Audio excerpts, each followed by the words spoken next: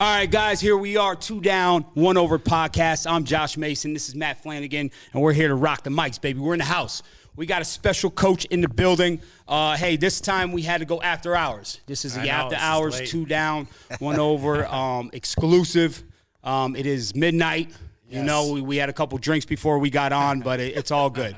No, it is 8 o'clock, but it's still a little late. But, hey, we have a great coach here, 2-time district champ, right? Four times. Yeah. Or I wanted to say back-to-back. Yes. Oh, yeah. Back-to-back, right? Let's say back-to-back, but 4-time district champion coach Paul Guido from Holy Redeemer. He's in the building, man. How you doing? I'm doing very well. Thank you for having me here. Awesome, man. We're super excited. We're super pumped.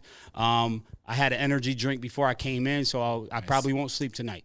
Yeah, you know, I wanted to know how to go. Matt, what you thinking, man? I fall asleep mid podcast. Is that right? Yeah, you better stay up, man. And that's rare for him because he used to be naturally and no energy needed. Yeah, see, I know that. But listen, Paul. So we're out here, man.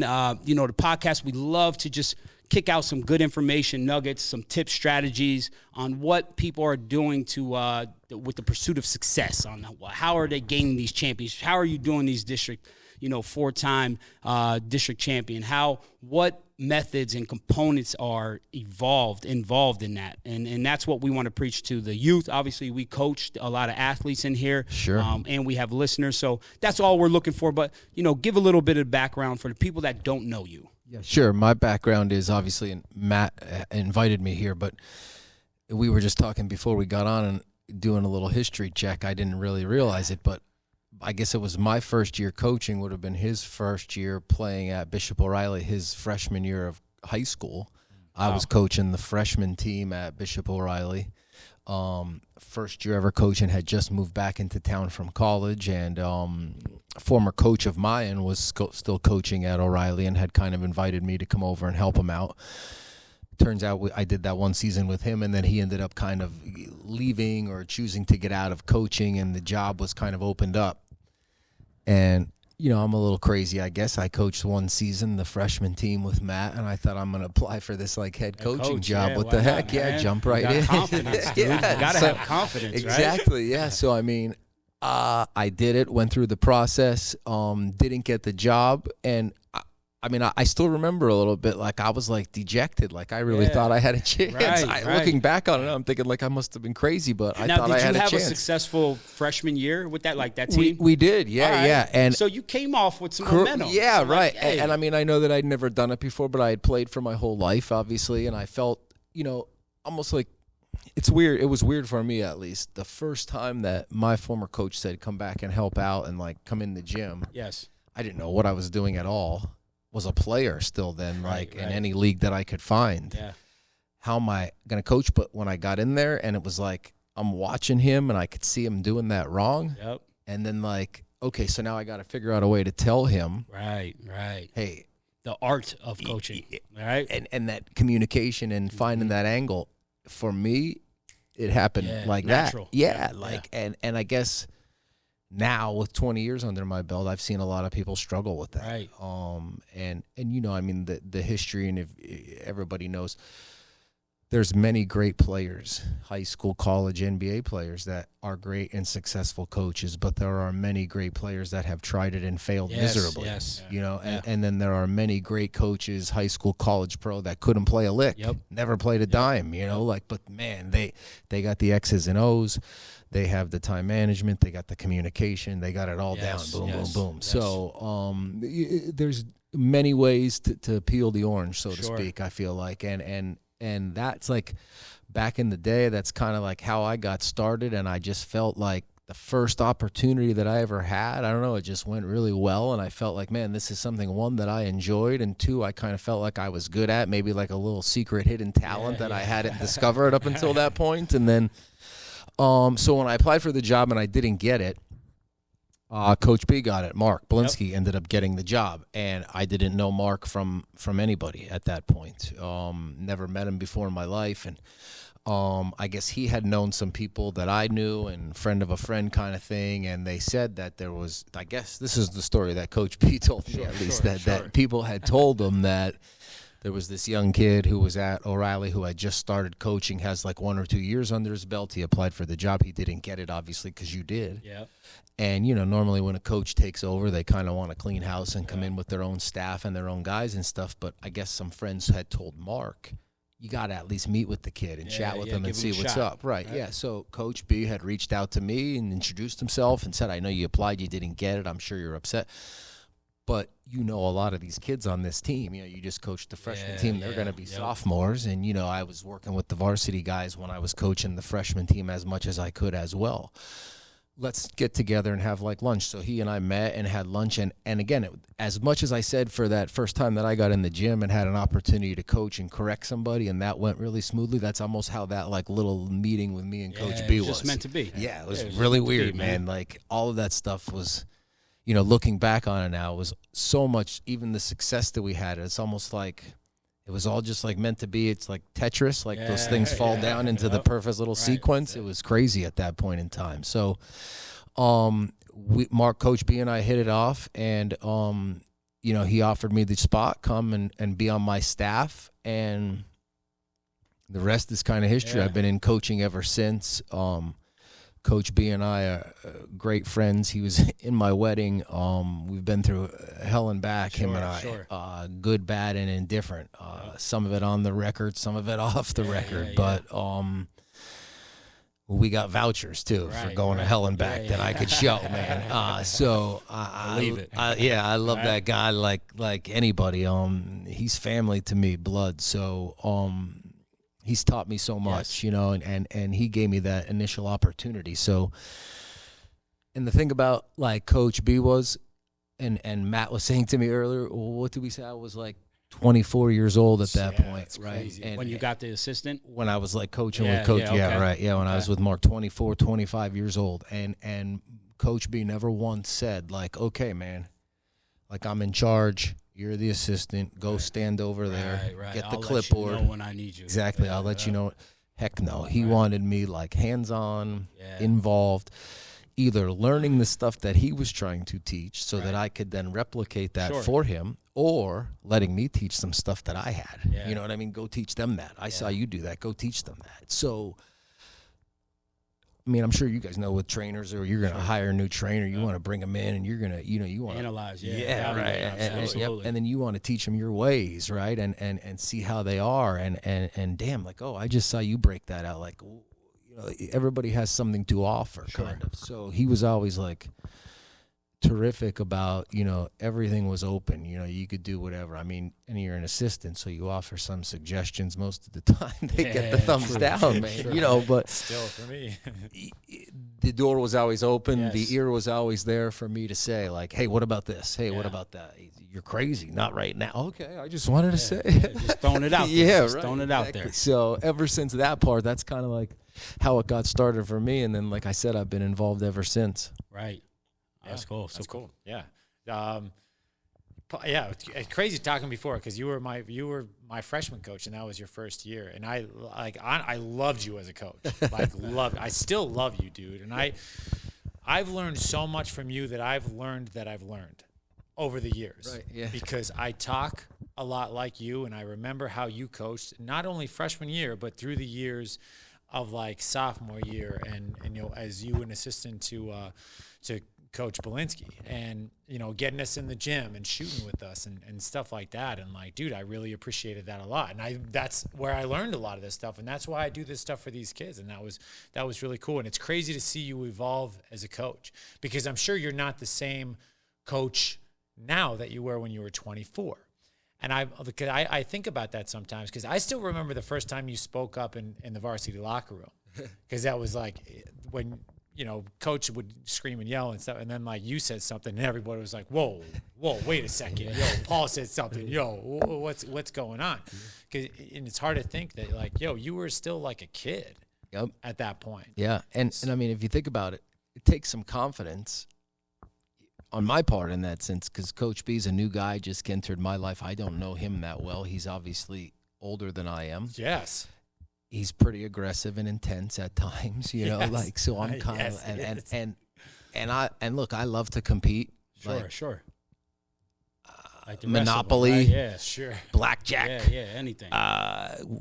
It's competition, Right, But right. but I will say, I am not like the biggest rah-rah guy. Yeah. Like, you know, like that's just not in my nature. I wish I was sometimes. Right. I wish I was the guy to like be in that locker room pregame and like kicking trash cans and Punching ripping holes in paper the towel wall. Yeah, dispensers yeah. off to get my guys fired up. But, you know, Yeah. that's just not me, Yeah. you know. So I'm in this Style. environment with this guy who that is kind of like how he is, you know. Yeah. And it's like, wow, okay, this is all somewhat foreign to me. Like I had played for guys like that in my life, but like now I'm trying to make that transition and be a coach, and I got my man here with me who's like my mentor who I'm trying to learn from, and he's, you know, very aggressive and very intense. So there has to be a way for somebody like me to get a point across or play an angle there, so to speak, you know what I mean, without, you know, I don't want to change who I am, Right. but I don't want to be the same thing that he is, because that's not good for anybody either. Sure, So it's yeah. like trying to negotiate all of that is, you know, part of, I think, being on a coaching staff and being part of a team and everything else. And I think, you know, for me, that's, before we got on, Matt and I were talking, for me, chemistry is huge. Sure. From my coaches and me and I, Yeah. huge. And then for my players and amongst themselves, and then with us as well, with my staff. And, you know, a couple seasons ago, I had the opportunity to bring on a really good friend of mine. He had coached 100 different places, Willie Miller, and unfortunately, like during COVID, he got sick and passed away. Oh man, sorry to hear that. And we had myself and my number one assistant, who is like how Matt Flanagan describes me with Coach B, is how my assistant Tom Layton is how I was for Coach B. Tommy, shout out right. to Tommy. Yes. All right, shout out. You know, it was like finding him was huge for me, and then getting that relationship with him and I. And then we had Coach Miller with us, and we were like, awesome. We just were having a great time. And for us, the coaches, you know, we're spending a lot of time doing this. It's practice 6 days a week, or games, and then scouting and film review.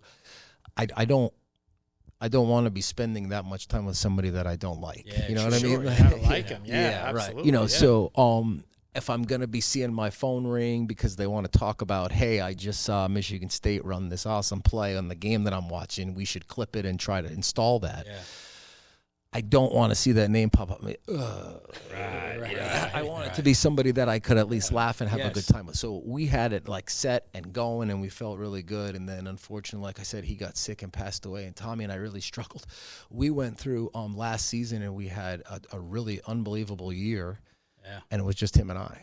Yeah. We never hired anybody because we're just two idiots and like heartfelt, and it was like we missed our man. Right. And we didn't, one, really know who to replace him with, and then two, you're going to hire somebody and say, and the person that you're replacing just passed away, and you know, it's like that was a very tough thing with the kids too. Sure. Trying to get the kids to buy in. Like when we first brought him in, he's an older guy, he's smoking cigarettes, but when we get on and off the bus, and my guys are like, what the heck is this guy? And then they get to know him, and they're like, we love him. Yeah, he's the best. We will do anything for this. He's terrific.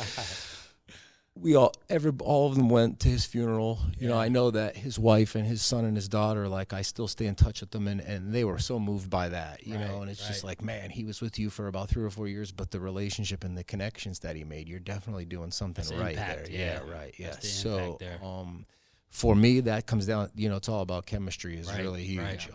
Being able to, like, I mean, I think back in the day, there was points in the time when we would say, I guess, like, you don't necessarily need to be friends off the court. You know what I mean? Yeah. But, like, on the court, when you're here and playing, you got to be, like, best buddies.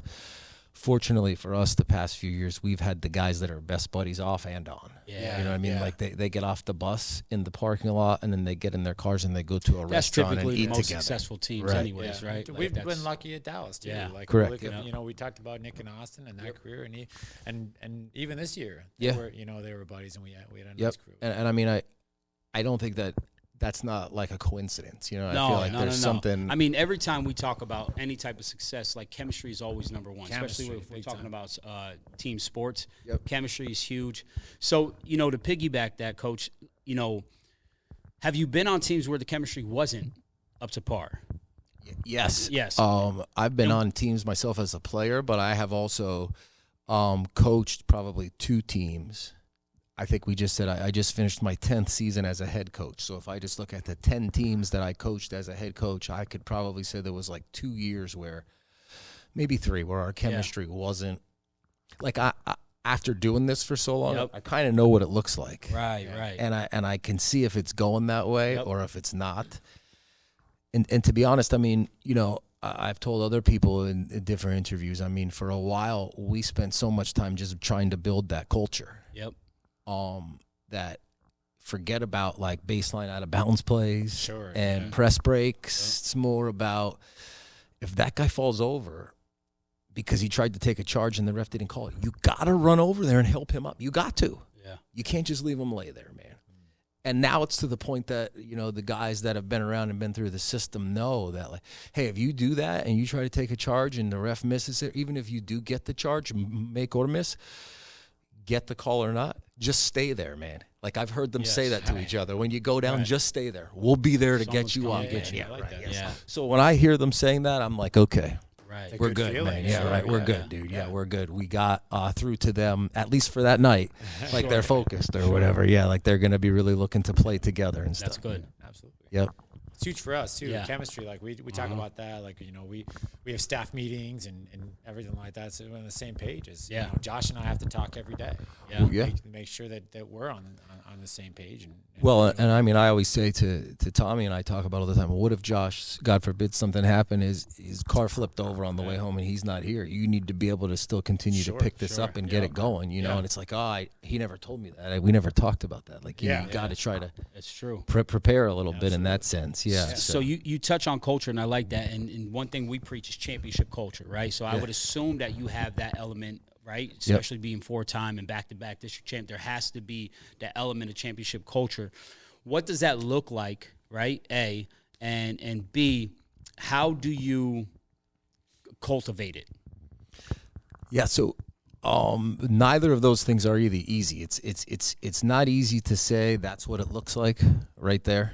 2 + 2 is 4, and that's what like that good chemistry looks like. I feel like probably each year it's a little bit different, but there's got to be that buy-in. And I mean, obviously, look, in every team, I feel like there's like a rank and file that's established, right? Like you've got maybe these certain players that are above everybody else, then there's maybe a group that's the middle of the road, and then there's a group that's maybe a little bit below them. So you've got to kind of get it where, like I've always said to my players, I have to be able to coach my best players the hardest. I have to be able to. Now you communicate that with them, right? So I they tell understand them that, yes, then, right? Yep, Yeah, ahead of that's time. good. Yes, before practice will even start, before the season even starts, you need to know. It's not that I am disrespectful or trying to put you down. Don't if like anything, you, like, I'm dude. trying to motivate you and get the best Get out the of you. most, But if everybody else on our club sees me coaching our best players the hardest, Right. hey, then that gives me like a leeway to get on them as well. Yep. You know, like so. And again, very fortunate in stuff that.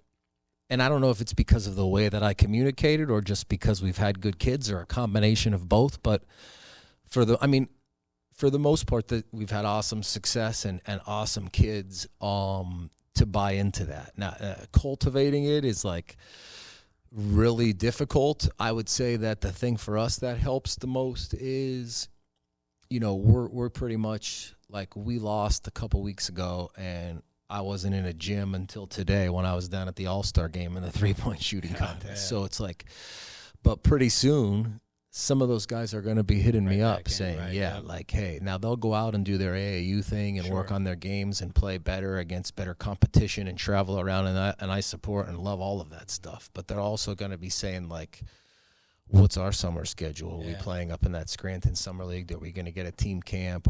And to be honest, those trips, like – down to the Lehigh Valley for like a weekend tournament when I'm driving the school van. Yep. Yeah.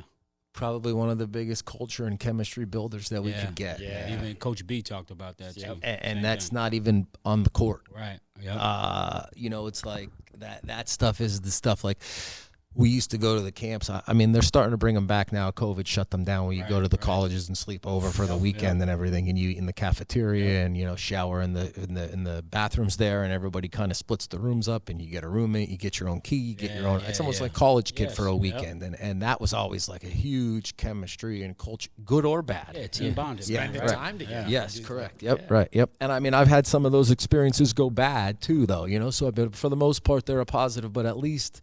Like what I've always said is, even those things that have gone a little poorly in the summer, it's in the summer. We're figuring it out early, and we're going to be able to try to either circle the wagons and change something there, or go in a different direction if need be. So, you know, I think we're pretty fortunate, myself and Tommy. Shout out to Tommy. Shout out to Tommy. That we've been there. He's been with me I've been there for 10. Like I said, I think he's with me for like 7 now, where we got it going now. Yes. Like where the culture is there. Yeah, right. And the freshman guys that just finished their freshman season are ready to be sophomores and jump into that culture. And the guys that are juniors that just had their season end in the state tournament are ready to take some time off, but then ready to jump back into the summertime and be a senior, you know, and try to, hey, my role stepped up. Sure. You know, so that's the part that kind of always keeps it fresh for me. You know what's interesting to me, and you know, I want to hear your opinion on this. So, in the private school, you tend to get kids that come in to the private school that aren't necessarily from the ground up, right? Whether that's transfers or whatnot. So, talk about like, all right, hey, we have different kids with different backgrounds, right? The diverse that it brings into a team, and then that stereotypical, say, private school setup.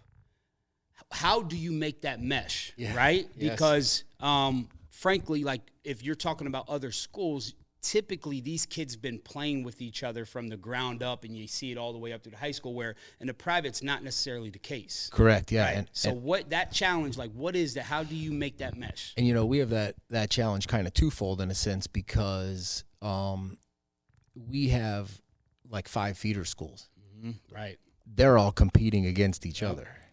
Taught to try to shut him down. Don't throw him the ball. If you throw him the ball, that's a turnover.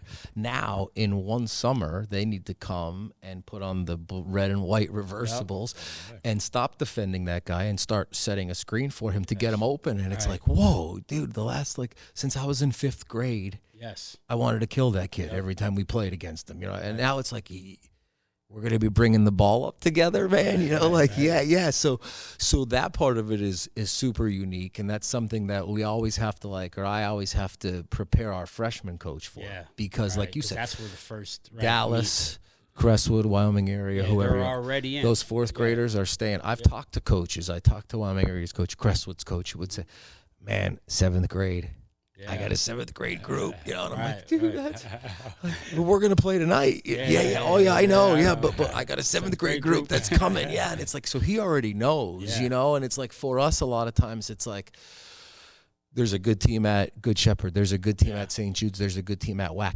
Are they all gonna come over to the Catholic school? Are some of them gonna go to the public school where they live? So it's like so much of checking with the registrar at the office. Did they register? Have they signed up? Different stuff like that. And then you add in that, you know, with the public versus private, that in theory somebody could transfer to our program and you know, just say I wasn't happy at the program that I was at, and then they can come pretty much midstream, mid-season, whatever. And we've had them all. We've had them come like in the summertime.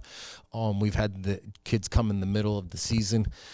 You know, we've had a ton of positive experience with transfers. They've always gone really well for us. I don't want to say it was a negative, because like when we had those 2 boys that came from Nanacoke and they got jammed up in that transfer situation. I do remember that. Yeah, I don't know if you guys remember that.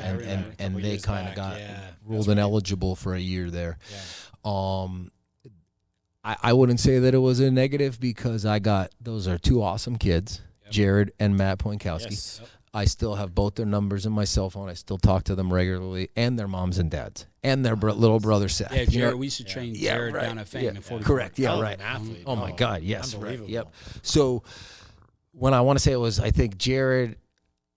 Matt was a senior when he came, and he lost his senior year of eligibility there with that transfer stuff. But then Jared, I want to say it was his sophomore year, I think, that he had to sit out. And then his junior year and senior year, he got to play. And, like, he came, like... ready to go. With fire. I remember watching fire. him. Yeah, he was incredible. Absolutely. There was some points where he really had, like, some extra motivation to it. So...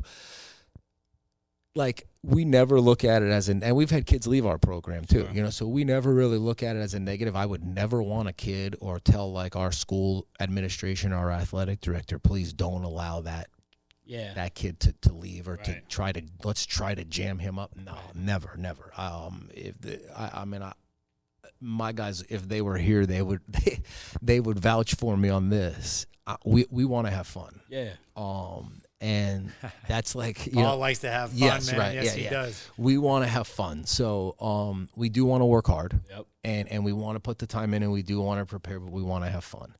And, I've talked with my guys on our team about, multiple different examples. There was a time last year or 2 years ago, we were in a district playoff game, and there was a game in front of ours, and we was at Wyoming area, and there was a girls game in front of ours. And it was Lake Lehman girls versus I can't even remember who. And we were playing the game after there, so we got there early, went down to the locker room, dropped off our bags, and then my guys went up in the bleachers and started to watch the game. Well, it turns out one of the kids on my team has a girlfriend who plays on the Lake Lehman team. Now, that's the team that's playing right there in front of us. Now, we're about to play a big district playoff game, I think against Dunmore later on that night, or the next game. You would think that we would have this, like, supreme amount of focus, right? My guys are up in this bleacher section going crazy with, like, the Lake Lehman student section in the girls' game before us, right? So people are saying, your team's not focused. There's a problem. They're not focused. There's an issue. And it's like, no, they're fine. That's just kind of like what they do. A couple weeks later, it's like we were in the district championship that night, and we got there again early. There's a game going on in front of ours, and my guys are up there getting the Chicky and Pete's crab fries and the cheese sauce, and they're loading up, dude. And we got the game coming. And I love the Chicky and Pete's, man. Who doesn't? Yeah, right. So, but I mean, they're coming down with the big thing of fries and the cheese, and it's like they're about to go, like, play in this game. I'm like, they'll be okay. And it's like, and they come right out, and it's like that's. So we do want to have fun, you know what I mean? But it's like we do want to get our work in as well. So it's like to be able to find that little mesh point is important for us as well. Yeah. I feel like that'd be because we try to take on the same thing in a sense, because we want people to come in here, and yes, we want you to work hard, but we don't want to get like drill sergeant where you don't enjoy it, right? So we do try to keep things kind of light.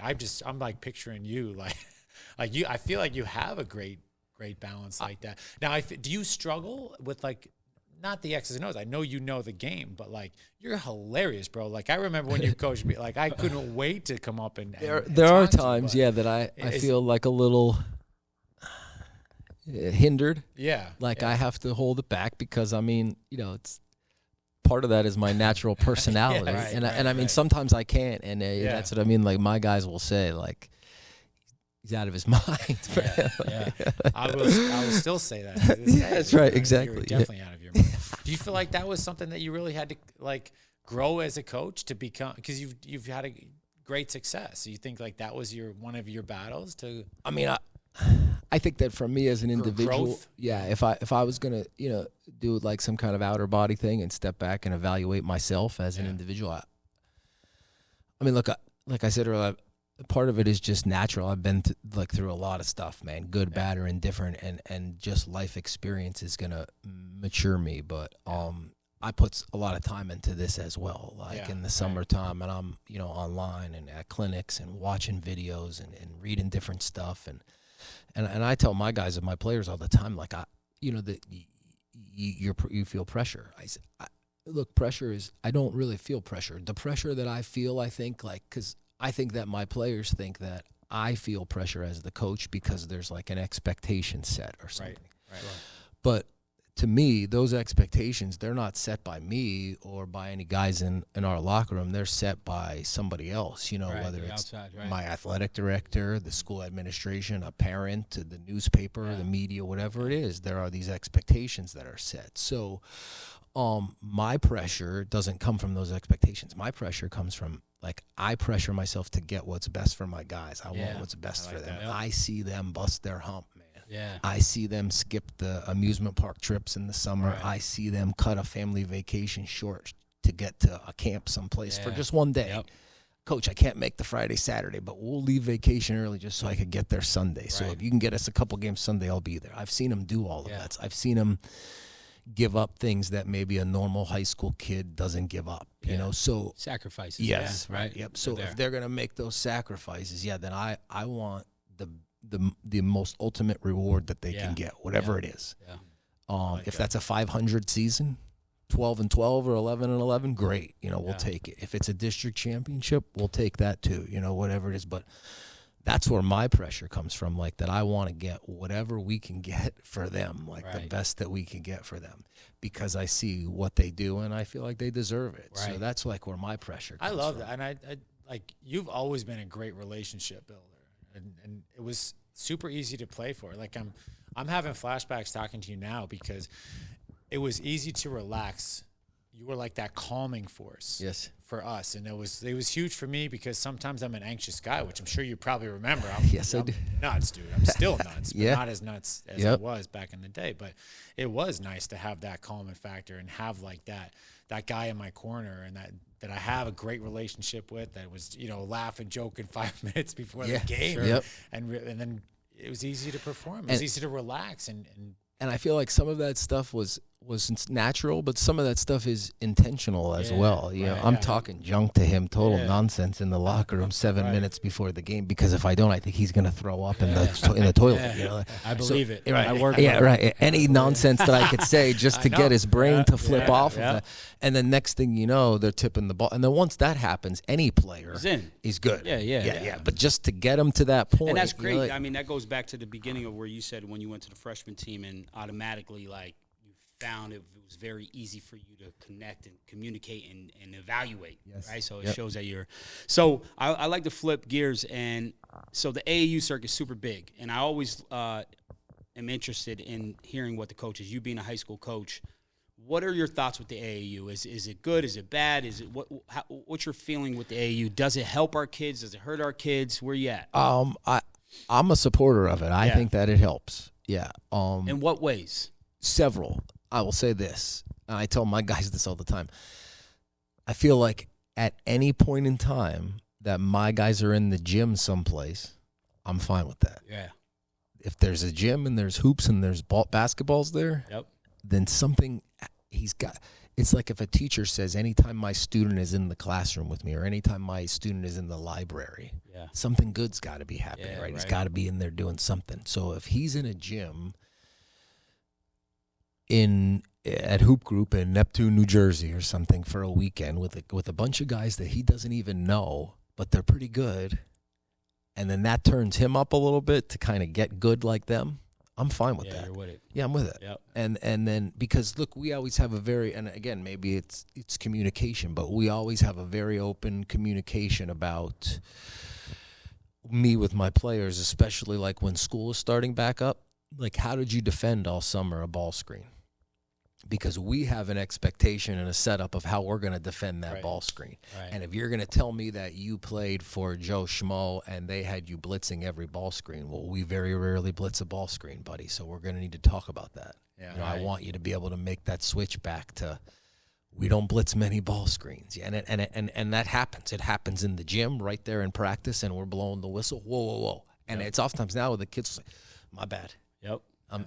I'm making that switch over, but to me, the more you know, the better. That's going to help their basketball IQ. Maybe there will be a point in time when we're going to need to blitz a ball screen. We can go right to them and say, hey, remember Joe Schmo taught you in the summer and I told you not to do that? We're going to go back to do that now. Yeah, right. Yeah. So I think it definitely helps that way as far as anytime you're in the gym, I believe that it helps.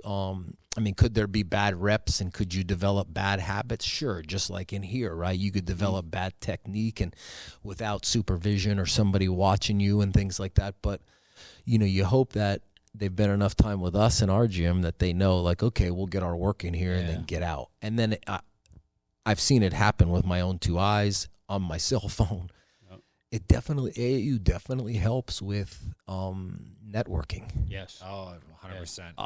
I mean, that I agree, some people 100%. would probably debate me on that or whatever, but I mean, I just got examples. I'm a witness. Yeah. Like LeBron, I'm a witness. You know, like I got the contacts in my cell phone that these guys are calling me saying, I saw your guy playing at AAU in Roanoke, Virginia.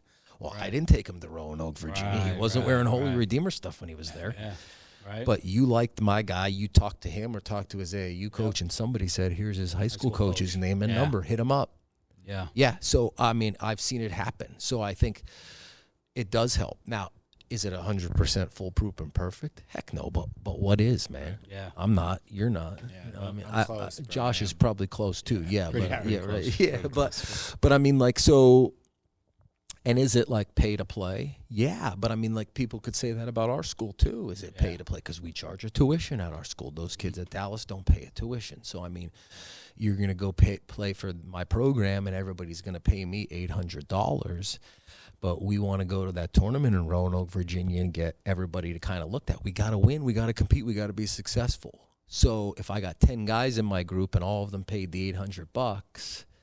I don't think that all 10 are going to be able to play the same if we want to compete and win, so that guy could come around our game and watch and maybe pick somebody out of there. Yeah. Right. I mean, so it's kind of like chicken or the egg, I guess. But, I mean, I feel like if you're in the right program with the right guys and in the right structure, I think it could definitely be helpful. Yes, no doubt. Yep. And like I said, I've seen it happen. And I have a lot of respect for a lot of the guys like Brian Coyle and all the guys up at NEPA Elite up there in Scranton with Coach Clark and everything. I mean, Kevin Clark's an awesome coach. I mean, you know, and he certainly knows what he's doing in that aspect. And then he kind of runs that business and turns it into that little like AAU thing, and they do really well. And obviously the guys down here, Coach D at my guy's trying to get cranked back up and everything else. So there's always, you know, Clutch is opening up. Yeah, right. Clutch is rocking, cranking it up. right. Yeah, right. Getting different programs put together. So I mean, and obviously, you know, you go to the Clutch and you got David and Chris and whoever else down there. I mean, those guys know the game, buddy. So I mean, like, I mean. It works. It could help. Yeah, in the right place, like I said, with the right environment. What do you tell? So, you know, the youth basketball, right? So, what is your message to kids on what they should be working on? What makes them better? What are some things that you would give advice to say, hey, here's, let's say, 6th, 7th, and 8th graders, right? Like, what are you saying to them if they want to maximize their potential? So here's the thing. I feel like with kids in that age group right now, for me, what I say is like the Bible, and it's scary in a sense, man. You know, like, I don't know. Like, they come to our games, and they see there's like a big crowd there, and it's like the music's blasting, and the other team is playing, and then we're winning. And it's like, oh, and then he's like the guy. So it's like I feel like some of those kids right now, you know, they're so easily influenced in general, just in society and in community. So we do a ton. Like, we just did one President's Day. I think it was like there was no school that day, but we kind of figured that like a bunch of the parents maybe still had work. So we had like a free clinic at our school for 3 hours. Like that parents can say, hey, you can drop your boys off here from 9 to 12 and I'll be there, and a bunch of my players will be there, and we're going to teach them some stuff. And if you, you know, like we had them bring some donations, like bring some basketballs or stuff that we could give away to like different programs or something. And you know that it's kind of like free childcare for 3 hours. They're going to get a good sweat. They'll be here. You can work at home or go get shopping done or whatever it is for a parent. Yes. And know that their son is in the gym with us for 3 hours. So we do stuff like that. We do summer camps. And I mean, Josh, those kids probably think I'm crazy, but before we start, I sit there and I like get down on one knee if I need to and say like, look, so the things you're going to learn here today are things that you can take home with you, man, and you could do in your driveway. You could do at the park down the street. Maybe you would need a rebounder. wouldn't it be awesome if you asked like your little brother or big brother or little sister or big sister to come down and rebound for you, and you hang out with your sibling? Like, oh, how foreign is that? Like, gee, you know, like, oh my God. So it's like, get your mom or dad or something to go down and rebound for you. Everything that you're going to learn here today from us is stuff that you can take home with you and do it. Well, if it's a ball handling, you could do it in the garage, man, if it's raining or snowing outside. All that different stuff. So, and then at the end, I always will like recap with them and say, now remember, like everything that you did here, one, all these guys that you come to watch play, they've probably they all did the same drills. And two, you can take them all home with you. So I don't want to hear you say like, oh, I'm not as good as I should be because I didn't get that opportunity, or if I had what he had. Like, that's an excuse, man. Don't use that as an excuse. You have the opportunity to make opportunities for yourself, man. You go do it, you know, like especially with hoops. I mean, like, come on. That's true. That's true. So I got to touch on this again, like shifting gears a little bit. But this season, you talked about this a little bit earlier, but this season, you got to go head to head with Belinsky. Yes. Now we did. Now before it was in the regular season when Dallas dropped down, but now this was like the overall championship. That was the most packed that Dallas has ever been. That was insane. It was insane to be a part of that. But they turned people away. Yeah. And it was such a cool environment. And you beat us, dude. You beat you do such a great job with that team. This team was ready to play, dude. They were ready to play. Jacob Hunter was on a different level, and you know, like you talked about before with the chemistry, it was all there. But talk about that game, man. The emotions involved with the game, because that's your mentor. You know, that you're going head to head with. And to give the backstory that this was all supposed to happen the year prior. Correct. With probably the two best teams in a while that came out of this area with you know, top players, and we fell blew it short. We blew it. So it didn't end up happening. So I didn't want to bring that up. Sorry, Paul. Yeah, but like that's what I think built even helped this game. Right, because of what was supposed to happen the year prior. And everybody won. And Coach B, I don't know, like, I don't know. I'll say it. I don't know if he will back me up, but when it didn't happen last year, he busted me pretty good, man. Throughout the summer, it was your fault. It was, right. It was totally my fault because they played before us and they had gotten their W and they were sitting there waiting, and it was just like I was up there watching. Yep, Jude got hurt with the shoulder thing that night. Remember my boy Jude, Rude Jude. Shout out Jude. Jude. Dude, I love Jude. So, I guess, you know, when he was on me, you know, like teasing me and busting me, I was like, wow, okay, like, it's like that. Like he wanted that, like, I guess, because I'm used to him being like every game is the same, right, one game at a time, you know. But it was like I felt like you blew it. We could have packed that gym. It would have been a great game and a great environment. And I'm like, dude, I'm sorry, man. I thought we were ready to go. I don't know. Like Hazleton played awesome, dude. You're like, so I don't know. Like this year, then it was like, he kind of went like a little 0 dark 30 on me like a couple days before, you know, like LeBron does. He says the 0 dark 23, like, you know, he kind of no texting, no calling kind of thing. Like, you know, you're my enemy for the week, so to speak, you know. And then I think maybe like the night before he texted me and said, like, I'm just looking forward to tomorrow. And, you know, I could get emotional just talking about that already, just because, I mean, it's like what do people say about like an onion? There are multiple levels to it for me. Layers, right. I mean, full circle for you, bro. Right. When Coach B's wife Debbie passed away, I mean, like she was like one of my best friends, and that lady was like, I was a single guy then, like not married and stuff, and it was like the stuff that her and I would do in the relationship that we had, and when that happened, I mean, like, some of those things like really changed my life forever and ever, in a good way and a bad way. Positive and a negative. But then, like, you know, going through all of that stuff with Coach B, and I mean, I'll never forget, like, I have Michael Prochak on my coaching staff now, and his senior year of high school, I'm pretty sure we talked about this, was the first year that Coach B coached after Debbie passed, and it was tough, man. And I think that at that point, Coach B and I both were looking to the game. the game itself, like help Right. us, help The us, outlet. help The him, outlet, help right? us, help him, or help Yeah. me, help him get through this. And no disrespect to the game or basketball or whatever, but it wasn't good enough, man. Yeah. It couldn't do Yeah. it. It didn't do it.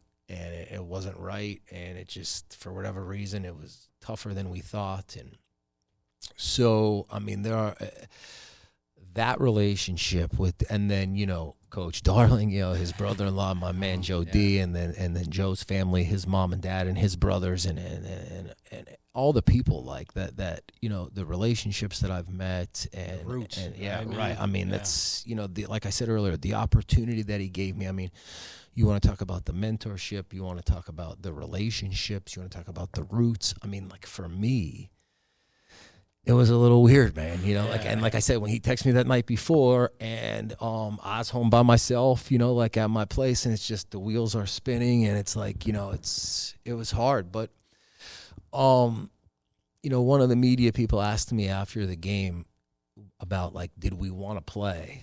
Like, did I want to play? Like, did my team want to play? Like, what was my approach to the game? And you know, like, I did like the double take, like, oh no, we wanted to play, man. Like, we wanted this game, right? Like, because I feel like for us, I remember saying it, that it's a win-win for us. Because, I mean, if we come up here and we play really well and we win the game, then that's terrific. If we come up here and we take a beating right before we go to the district tournament against a really good team, man, I could use that with my guys tenfold, dude. You know, so for me, it was kind of like a win-win. So there was nothing about, like, and my guys were 100 times more pumped than me. You know, like, And I mean, it was kind of like, and that's kind of like what I go to earlier, like, I'm not a big rah-rah guy, like, and you know, like, I try to really stay composed and not be animated during games, and even that I've gotten much better at, and my guys would tell you that as much as we'll sit there and watch film of my players, like, dude, you missed that box out right there. I will stop and say, look at me. And there's a play like in transition, and I'm, you know, arms up, like very animated, and I'll stop and say, look at me. I have to do a better job. I can't. I'm 6'4". When I throw my arms up in the air, it like draws a lot of attention, and it's like that's not really the best way for me as a coach to try to communicate with an official about something that I don't like. So I will say to them, look at me. I gotta be better. I gotta be better. Yeah, I like that. You know, too. so I have gotten a lot better with a lot of that stuff too. So, but it's like that constant, like, you know, always trying to get better and evolve and you know, try to further yourself. And like I said, I talked to our old buddy Austin Carr. You know, he's a Holy Redeemer graduate, and he is hitting me up when we were on this run. And I said to him, like, if I knew what I knew now as a coach back then, things have changed, right? with Coach B there and with the guys that we had, man, you know, because I mean, I feel, you know, comfortable in where I'm at, and I know that getting better and better and better, and I feel comfortable with, you know, growing as a coach, and then being able to get that expressed into my players. So, you know, even that night, the game at Dallas this year, you know, it's like we win the division, and you guys won the Division I, and we won Division II, and it was like, it was on from there, man. You know, it was. Yeah, like nobody really needed to really write anything or say anything. I think at like that kind of preseason coaches meeting that we have with the media, it was like a lot of people picked Dallas and a lot of people picked us, and then they were saying if we end up playing it, it's going to be awesome. Like, watch out, man. You know, and then, you know, they have those gyms predetermined, like I think a year in advance or something. So obviously the championship is in their gym, and it's like, what the heck? And it's like, but I mean, even Josh, like even the semifinals, we play at Wilkes-Barre against Pittston, and then you guys were playing against Nanticoke behind us. We're in our locker room at halftime, I think, or maybe pregame. And Coach B comes right in, man. Right off their bus. Jacket's still on, doesn't knock, doesn't like Bus just right in. Yeah. Now let's go. You know, we got to get this going because we're going to be there and we want you to be there. And it's like, okay, dude. I could see my guys are like, damn. And I'm like, I tried to say, like, I told you, man. Like, he's that's him, man. That's my man. You know, like, so we got to go out there and play. And it's like, okay, man. And even like Tommy, my man, it's like, that's Coach B, man. He's crazy. Like, because Tommy's starting to learn him now. It's like, I love him, dude. He was with us at like camp and stuff. Tom was down with us, and we're eating in the cafeteria with Coach B. It's like, that's the first time he ever got to sit down and spend like a half hour. So, you know, the first time anybody ever gets to spend 30 minutes with Coach B, it's like, dude. Buckle up. You're in the club now, dude. Yeah, right. So, but I mean, my guys will even say that like before that game, and again, this is like I said, at practice, I'm nuts. Yeah. Like at practice for me, a lot of times I'll wear shorts and a t-shirt or like a long sleeve tee. And there's many times where I have a full on sweat, like I'll need a shower after practice. Because I get like a lather going, because that's where I do my work with them. Yeah. When it's the games, I tell them all the times I want to like sit back and have a green tea and some Skittles and just watch them do their work, man. You know, like if I'm up and getting nuts and animate, something's wrong, dude. Yeah, something's going wrong. You know, like the way we prepared, or what we had expected, it's not going that way. You know, like so, and I really also think that if I'm coming unhinged and my guys are out there on the court and they're looking over at me, the guy that they kind of trust and look to for like some direction or leadership, and I'm melting down, what are they going to do? Yeah, they're gonna follow me, you know? So it's like, even if we just turned it over 4 times in a row and missed 3 layups, it's like, we'll get next play, you know, like forget it, man. We'll get the next one, you know, even though the last 6 have been terrible, like we'll get that next one, man, you know, like, so, And it is tough because there are times that I want to be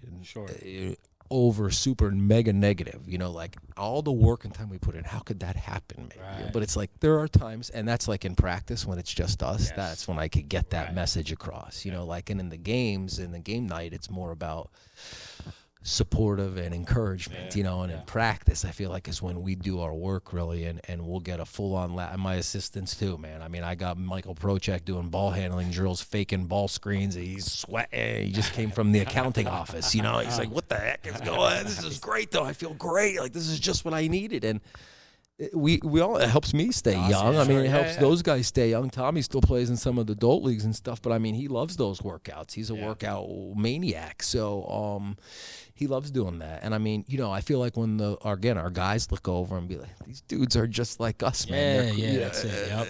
There's the buy-in, you know. Yeah. So, but before the Dallas game, like I said, I'm not like a big rah-rah guy. Like Josh, a lot of times for me, it's like walk in there and be like, all right, so guys, like, if we have the dry erase board, you know, like the info that's important and the numbers that are important are up there. Yep. Yeah. Like we talked about it yesterday at practice. They're up there right now. You're very smart kids. I've seen all your GPAs. What do you need from me right now? You know, like, I mean, let's just go play. I mean, like, and so that's where I sometimes feel like, am I missing out on the opportunity to be a rah-rah guy and jump up and down and scream and yell? But I feel like if I ever did that, my guys would be like, he drank an energy drink today. Coach is on that energy drink today. You know, like, he's wound, man. Like, watch. So even that night, I said to them, like, I wanted it. It's always for me about my guys. Like, I wanted it to be about them. I knew that it was an awesome environment. I knew that the crowd was going to be great. I didn't know that it was going to be like that. You know, my dad's in the fire business, and he said that was like a fire hazard. I know. I was right. I know. So it's like, I wanted it to be about them. So I just said, like, you know, look, guys, please don't get caught up in the me and Coach B thing. You know, like, I'm a grown man and he's a grown man and you guys are kids and you're the ones that are playing, and thank God I'm not playing, you know, because I'm shot, but like, you guys are ready to go. So please just do you. I'm a big boy. Like, I'll be, and when we were in there, I said to Coach B, I got a little emotional with my guys before the game. And I think they got a little like, they were a little pissed, I think, with me. Like, almost, I think they were looking at me like, that's the same stuff that you tell us. Like, stay focused, man. Block out that emotion. Don't get bothered by that. You know, that's nonsense. Rat poison. Don't get caught up in it. Stay focused. Stay focused. But you're but for me and the relationship that I have with my guys and the transparency, it's like, I'm not hiding that from you. I am. I'm standing right here, man. Yeah. I'm standing right here. I'm not BSing you. I'm not lying to you. I'm standing right here saying, this is unique. This is weird. This is a little bit tough for me. Yeah. But they respect that. I think you gain more respect. Right. And I mean, and then I said that to Coach B. We got out on the court and we're chatting before the game there, right on the court, and I said to him, I think my guys are a little pissed at me. And he said, why? I said, well, I got a little emotional. He said, so did I. I was emotional in the locker room over there, too. And I'm like, oh, well, thank God. Like, that made me feel better, at least that it wasn't just me. But then it's like, yeah, but I think my guys are still mad at me, Mark. You know? And the game starts in 6 minutes, dude. You know, like, so. But I feel like that night we were focused, man. We were able to really buy in, and we had a good plan. And Michael Buffalino was a huge problem, and he got himself in foul trouble, or we got him in foul trouble, or the refs put him in foul trouble. I don't know what happened, but that was like a huge key in the game for us, man. And, that hurt us for sure. Yeah. Yep. He's a stud. He's an amazing player, man. Yep. But that was like a that was a great performance. It was a great game. I watched it. That was a great performance. We played really well. Came ready to rock. Yeah, right. Yep, we had it that night. Yeah. Yep. Did. That was big up. Yes. Want to wrap this thing up? We should. I know, dude. I could talk to you. We could go. We could maybe take it to midnight. Yeah, I know. Yeah, but we possibly could. So we end with a couple questions, man. What you got for him, Matt? All right. So the question I really like to ask. All right, Northeast PA, the pizza's amazing. What is Paul Guido's favorite pizza? Jerry sweet sauce. I knew no doubt, man. No doubt. Jerry's all day. And if the my last son, one was Angelo's. The last person that was on was Angelo's. Yeah. So I mean, it's like a big thing with me and all my guys. Yes. Like, you know, I oftentimes talk about, and I really want to do it. Get 2 pies from each place, put the blindfold on, and say, take a bite. Yeah, right. Take a bite. You think you're a pro. Like, all my guys are pizza pros, man. You know, like that's so they're the next Portnoy, you know, like on the reviews and everything. So it's like, you think you're a pro. Like, yeah, we might have to do that. Yeah, right. I know. Right, yeah. I like that. Maybe we and keep especially a microwave or something here. Well, for us, you know, where our school is, Jerry's it's easy to get to. Boom, boom. You know, like, so I oftentimes say, like, there's times when we'll be watching film after practice and we'll have some food brought in, and I'm like, today should have been the day. I should have remembered, man. It's like, I could have got 1 Jerry's or 2 Jerry's, 2 Angelos, and blindfold them, and we could video it and be like, okay, take a bite and see who nails it and who doesn't. Yeah, exactly. Is that Jerry's or is that Angelo's? Yeah, right. But I'm a Jerry's guy. Good. So, all right, next question. If you were to write a book, what's the title of that book? Next play. Next play. Oh, with an exclamation point. Yeah. Nice. Next Yeah, play. I like Let's go. What's a day-to-day motto that you live by every day? What's the day-to-day motto that you live by?